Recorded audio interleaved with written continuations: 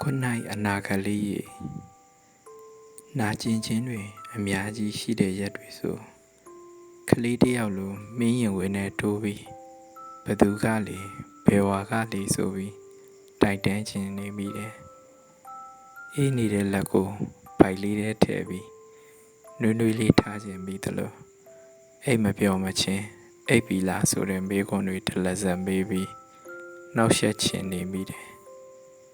တိတ်လွမ်းစရာကောင်းတဲ့ညာလေးပါပဲအနာဂတ်လေးရာကဘာကြီးရဲ့တောင်တနေရာမှာမင်းညာတွေကိုလှရဲ့လားနွေနွေထွေထွေကိုအိပ်ရဲ့လားချောသိမ့်မှအိတ်တက်တဲ့ကလေးကအိမ်မက်လှလှတွေကိုမက်ရဲ့လားဒီတညတော့အေးရေးဝဝလဲအိတ်စီခြင်းတလို့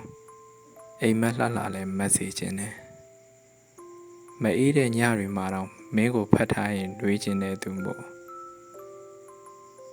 စောင်းညတွေမှာပူပြီးလွမ်းရပါတယ်ခုနိုင်ပါအနာဂတ်လေးရေ